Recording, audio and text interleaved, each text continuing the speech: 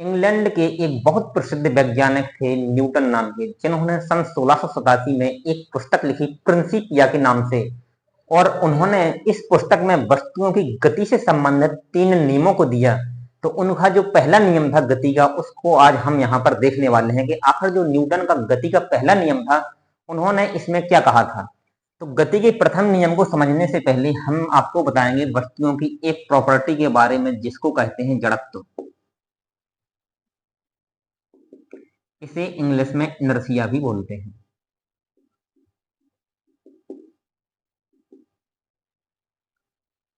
देखो, जब हम अपने चारों ओर की वस्तुएं देखते हैं तो पाते हैं कि जो वस्तुएं रखी हुई हैं, अर्थात रेस्ट की स्थिति में है या विराम की स्थिति में है, वो विराम में ही रहती हैं जब तक कि हम उन पर बल लगाकर उनको गति में ना लाएं। और इसी तरह इसका उल्टा, जो वस्तुएं गति में हैं तो वो गति में ही रहेंगी जब तक कि उन पर बाहर से बल लगाकर उनको रोका ना जाए। बस वस्तुओं के इसी गुण को बोला जाता है जड़त्व। अर्थात जो वस्तुएं गति में हैं वो गति में ही रहेंगी और जो विराम में है वो विराम में ही रहेंगी। वस्तुओं के इस गुण को जड़त्व नाम दिया जाता है। तो इस प्रकार हम पाते हैं कि जो वस्तुएं विराम में है वो विराम में ही रहेंगी, तो इसको बोलते हैं विराम का जड़त्व।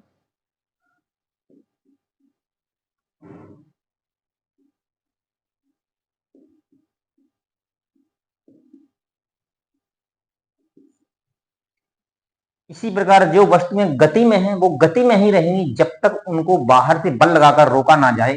तो इस जड़त्व को बोलेंगे हम गति का जड़त्व।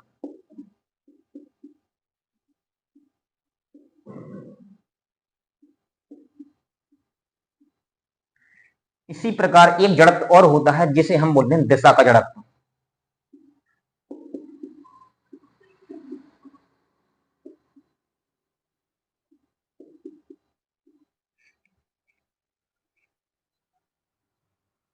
इसे हम बोलेंगे इंग्लिश में इनर्शिया ऑफ रेस्ट।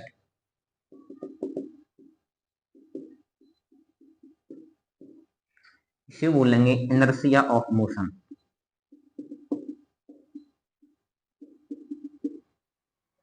और इसे बोलेंगे इनर्शिया ऑफ डायरेक्शन।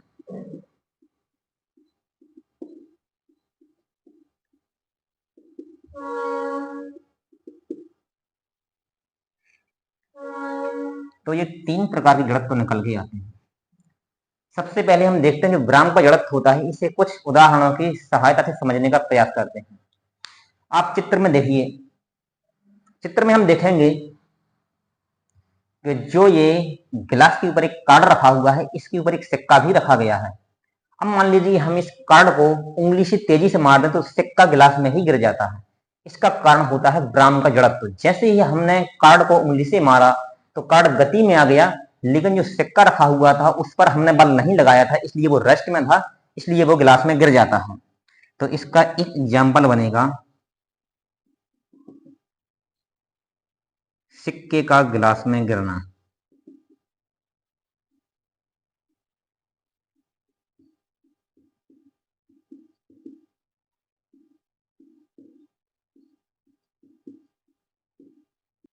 एक एग्जाम्पल और देखते हैं। मान लीजिए हम किसी बस में खड़े हुए हैं जो अभी रुकी हुई स्थिति में है। मान लीजिए बस अचानक से चलना प्रारंभ कर दे तो हमको पीछे की ओर धक्का लग जाता है।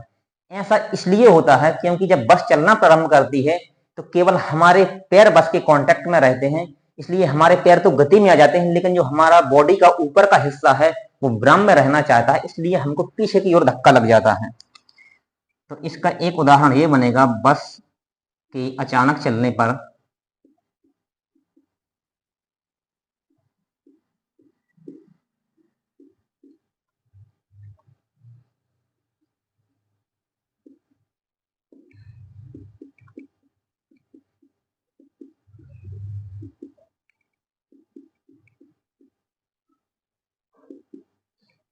बस के अचानक चलने पर यात्रियों को पीछे की ओर धक्का लगना।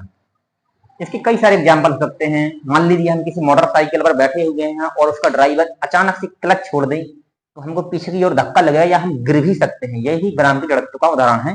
बहुत सारे एग्जाम्पल हमको दैनिक लाइफ में देखने को मिल जाते हैं। अब देखते हैं गति की जड़त्व को। देखो, गति की जड़त्व को देखने के लिए हम इसी तरह से हम एग्जाम्पल लेते हैं। अब मान लीजिए बस चल रही है, अब हम भी बस के साथ गति में आ गए हैं।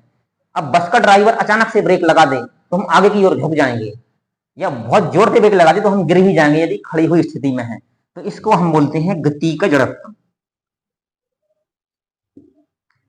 बस का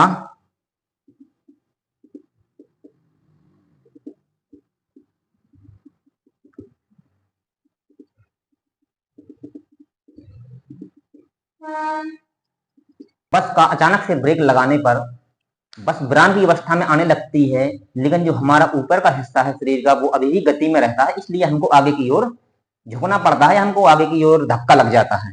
इसी का एक एग्जाम्पल और देखते हैं। मान लीजिए कोई व्यक्ति चलते हुए वाहन, चाहे वो ट्रेन हो, मोटरसाइकिल हो या बस हो, उससे कूदता है तो वो भी आगे की ओर जोर से दौड़ लगाने लगता है। ऐसा क्यों होता है? क्योंकि जिस वेग से वाहन गति में था, बस या ट्रेन, उसी वेग से हम भी गति में रहते हैं, इसलिए हमको उसी वेग से आगे बढ़ना पड़ता है। यदि हम उसी वेग से आगे नहीं भागेंगे, तुरंत रुक जाएंगे तो हम तुरंत गिर जाएंगे, क्योंकि हमारा पूरा शरीर उसी वेग से गति की अवस्था में रहता है जिस वेग से वाहन चल रहा था। तो इसका एक और अच्छा एग्जाम्पल रहता है यही, चलते हुए वाहन से कूदना।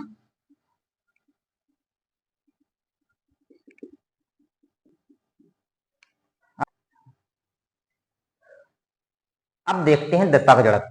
जो दिशा का जड़त्व है वो एक हिसाब से गति का ही जड़त्व है, लेकिन थोड़ी इसमें क्या है, एक डायरेक्शन का इन्वॉल्व हो जाना होता है, इसलिए इसको स्पेशल नाम दिया गया दिशा का जड़त्व। मान लीजिए हम जब बरसात में साइकिल चलाते हैं तो जो उसका कीचड़ निकल के आता है तो वो एक स्पेशल दिशा बनाते हुए आता है। देखिए इस तरीका से, मान लीजिए साइकिल का पहिया है, हम साइकिल चला रहे हैं और ये पहिया इस प्रकार से घूम रहा है, एंटी क्लॉकवाइज घूम रहा है। तो जो इसमें पानी लगा हुआ है या कीचड़ लगा हुआ है, तो जिस पॉइंट से वो कीचड़ निकलेगा तो वो वृत्त से इस प्रकार से निकलेगा, या पहिए से इस प्रकार से दिशा बनाते हुए। सबने देखा होगा ये बरसात के दिनों में। ऐसा नहीं है कि पहिए घूम रहा है तो कीचड़ भी घूमने लगेगा, इस प्रकार से दिशा बनाते हुए निकलता है। इसे हम वृत्त बोलते हैं। जो पहिया वृत्ताकार रहता है तो इसकी जो स्पर्श रेखा रहती है इस बिंदु पर, उस प्रकार से निकलता है, स्पर्श रेखी दिशा बोलते हैं इसको। तो पहिए से कीचड़ का निकलना हो गया दिशा के जड़त्व का उदाहरण। अब देखते हैं कि जो न्यूटन ने गति का नियम दिया था, उन्होंने इसमें क्या कहा था। न्यूटन ने अपने गति के नियम में बताया था कि यदि कोई वस्तु गति की अवस्था में है तो वो गति में ही रहेगी, और यदि विराम की अवस्था में है तो विराम की अवस्था में ही रहेगी, जब तक कि उस पर कोई बाहर से बल ना लगाया जाए। तो एक हिसाब से देखा जाए तो ये गति का पहला नियम जड़त्व ही होता है। तो या हमसे पूछ लिया जाए कि जड़त्व क्या है या गति का पहला नियम क्या है, तो दोनों एक ही बातें हैं, क्योंकि न्यूटन के द्वारा जो गति का प्रथम नियम दिया गया था वो जड़त्व को ही परिभाषित करता है, इसलिए दोनों एक ही रहते हैं। और न्यूटन देखेंगे कि न्यूटन ने जो गति का दूसरा नियम दिया था वह क्या था।